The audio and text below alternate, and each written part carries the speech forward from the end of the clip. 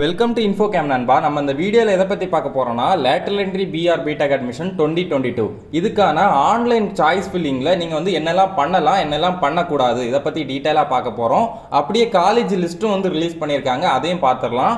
அதுக்கு முன்னாடி நீங்கள் இப்போ தான் என் சேனலுக்கு ஃபஸ்ட் டைம் வரீங்கன்னா மறக்காமல் சப்ஸ்கிரைப் பண்ணிடுங்க. சப்ஸ்கிரைப் பண்ணிட்டு பக்கத்தில் இருக்க பெல் ஐக்கானை கிளிக் பண்ணி ஆளுங்கிற நோட்டிஃபிகேஷனை கொடுத்து வச்சுக்கோங்க. அப்போ தான் நான் இதை மாதிரி வீடியோஸ் போட்ட உடனே உங்கள் மொபைலுக்கு நோட்டிஃபிகேஷன் ஆகும் நண்பா.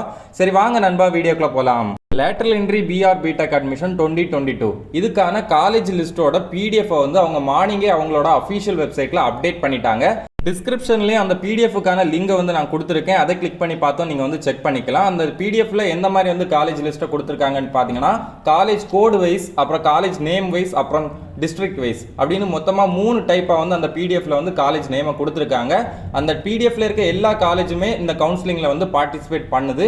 ஸோ நீங்கள் எந்தெந்த காலேஜுக்கெல்லாம் போகணுன்னு ஆசைப்படுறீங்களோ அந்த காலேஜோட லிஸ்ட்டை வந்து அந்த பிடிஎஃப் பார்த்தே நீங்கள் வந்து ஈஸியாகவே சூஸ் பண்ணி வச்சுக்கலாம். அடுத்து நம்ம இந்த ஆன்லைன் சாய்ஸ் ஃபில்லிங் டைமில் என்னெல்லாம் பண்ணணும் அதை பற்றி டீட்டெயிலாக பார்த்துடலாம். முதல் விஷயம் இந்த ஆன்லைன் சாய்ஸ் ஃபில்லிங்கில் என்னென்னு பார்த்தீங்கன்னா ரொம்பவே பொறுமையாக இருக்கணும். மொத்தமாகவே 2 நாள் டைம் தந்திருக்காங்க. ஸோ நீங்கள் வந்து 2 நாள் பொறுமையாக இருந்து 2வது நாள் கூட உங்களோட சாய்ஸஸை வந்து நீங்கள் லாக் பண்ணிக்கலாம். ஸோ நீங்கள் வந்து பொறுமையாக வந்து சாய்ஸ் ஃபில் பண்ணிக்கோங்க. அடுத்து 2வது விஷயம் அது என்னன்னு பார்த்தீங்கன்னா, இப்போ உங்களுக்கு நாளைக்கு சாய்ஸ் ஃபில்லிங் ஸ்டார்ட் ஆக போகுதுன்னா நீங்கள் வந்து இன்னைக்கே காலேஜ் லிஸ்ட்டை வந்து ரெடி பண்ணி வச்சுக்கோங்க. உங்களுக்கு எந்த காலேஜுக்கெல்லாம் போகணுன்னு ஆசைப்படுறீங்களோ அந்த காலேஜை பற்றிலாம் நல்லா விசாரிச்சு இன்னைக்கே காலேஜ் லிஸ்ட்டை நீங்கள் ரெடி பண்ணி வச்சுட்டீங்கன்னா சாய்ஸ் ஃபில்லிங் டைமில் எந்தவித டென்ஷனும் எந்தவித கன்ஃபியூஷனும் இல்லாமல் நீங்கள் வந்து ஈஸியாகவே நாளைக்கு வந்து சாய்ஸை வந்து ஃபில் பண்ணிக்கலாம். அடுத்து ஒரு முக்கியமான விஷயம் அது என்னன்னு பார்த்தீங்கன்னா, நீங்கள் எந்த காலேஜுக்கெல்லாம் போகணுன்னு ஆசைப்படுறீங்களோ அந்த காலேஜோட காலேஜ் கோடு எல்லாத்தையுமே கரெக்டாக எழுதி வச்சுக்கோங்க. எதனால் இப்படி சொல்கிறேன்னு பார்த்தீங்கன்னா, சில காலேஜோட நேம் எல்லாமே ஒரே மாதிரி இருக்கும், ஆனால் காலேஜ் கோடை வச்சு மட்டும்தான் உங்களால் டிஃப்ரென்ஷியேட் பண்ண முடியும். ஸோ நீங்கள் வந்து எந்த காலேஜுக்கு போகணுன்னு ஆசைப்படுறீங்களோ அந்த காலேஜோட கோடை மட்டும் தனியாக எழுதி வச்சுக்கோங்க. அடுத்து 4வது விஷயம், நீங்கள் வந்து ஒரு காலேஜ் வந்து செலக்ட் பண்ணிடுறீங்கன்னா அதில் வந்து நீங்கள் என்னெல்லாம் பார்க்கணும், எந்த விஷயம்லாம் கரெக்டாக இருக்குன்னு பார்க்கணும் அப்படின்னு சொல்லிடுறேன். என்னெல்லாம்னு பார்த்தீங்கன்னா முதல் விஷயம் வந்து காலேஜ் கோடு, அடுத்தது காலேஜ் நேமு, அடுத்து முக்கியமான விஷயம் நீங்கள் வந்து அந்த காலேஜில் கரெக்டாக உங்களுக்கு தேவையான பிரான்ச்சை தான் செலக்ட் பண்ணியிருக்கீங்களான்னு 1க்கு 2 வாட்டி செக் பண்ணிக்கோங்க. பிரான்ச் பொறுத்தவரையில் அவங்க வந்து ஷார்ட் ஃபார்மில் தான் கொடுத்துருப்பாங்க.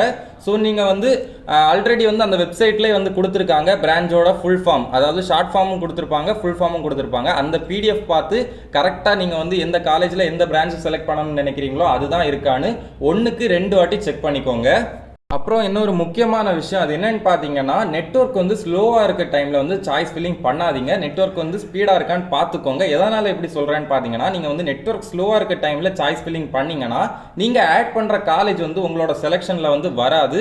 ஸோ நீங்கள் வந்து நெட்வொர்க் ஸ்பீடாக இருக்க இடத்துல வச்சு சாய்ஸ் ஃபில்லிங் பண்ணிக்கோங்க, அதுதான் பெஸ்ட்டு. அப்புறம் இந்த சாய்ஸ் ஃபில்லிங் வந்து கஷ்டமாக இருக்கணும் யாருமே நினைக்காதீங்க, ரொம்பவே ஈஸியாக தான் இருக்கும். நான் கண்டிப்பாக இதை பற்றின வீடியோ வந்து நாளைக்கு அப்லோட் பண்ணுவேன். எப்படி சாய்ஸ் ஃபில் பண்ணணும்னு ஸ்டெப் பை ஸ்டெப் ப்ரொசீஜரை வந்து டீட்டெயிலாக எக்ஸ்பிளைன் பண்ணி நாளைக்கு அப்லோட் பண்ணிடுவேன். இந்த சாய்ஸ் ஃபில்லிங்கில் லாஸ்ட்டாக ஒரே ஒரு விஷயத்தை மட்டும் நீங்கள் முக்கியமாக கவனிச்சிருந்தாலே போதும். இந்த சாய்ஸ் ஃபில்லிங் வந்து எந்த வித தப்பும் இல்லாமல் நீங்கள் வந்து கம்ப்ளீட் பண்ணிடலாம். அது என்னன்னு பார்த்தீங்கன்னா, ஃபஸ்ட்டு சாய்ஸை வந்து ஆட் பண்ணுற பிளேஸுக்கு அடுத்து பார்த்தீங்கன்னா செலெக்ஷன் ஒரு பிளேஸ் வரும். நீங்கள் என்னென்ன செலக்ட் பண்ணி வச்சுருக்கீங்களோ அது எல்லாமே ப்ரிவியூ ஆகும். அந்த பிளேஸில் வந்து நீங்கள் செலக்ட் பண்ணி வச்சுருக்க ஆர்டரில் தான் உங்களோட காலேஜஸ் இருக்கான்னு மட்டும் நீங்கள் வந்து கரெக்டாக பார்த்துக்கோங்க.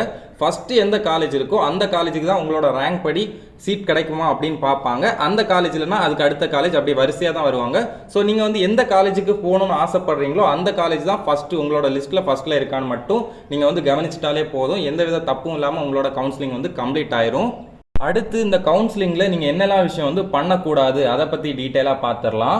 முதல் விஷயம் என்னன்னு பார்த்தீங்கன்னா, யாருமே அவசரப்பட்டு ஃபஸ்ட்டே வந்து லாக் பண்ணிடாதீங்க. மொத்தமாக 2 நாள் வந்து டைம் இருக்குது. ஸோ நீங்கள் வந்து பொறுமையாகவே உங்களோட சாய்ஸ் எல்லாத்தையுமே செலக்ட் பண்ணி வச்சுட்டு எல்லாமே ஓகேவா இருக்கா, உங்களுக்கு வந்து இந்த காலேஜ் எல்லாம் ஓகேவான்னு நல்லா விசாரிச்சுட்டு அடுத்து வந்து பொறுமையாகவே ஒரு நாள் கூட டைம் எடுத்துக்கலாம், தப்பு இல்லை. நீங்கள் அதுக்கப்புறவே லாக் பண்ணுங்கள்.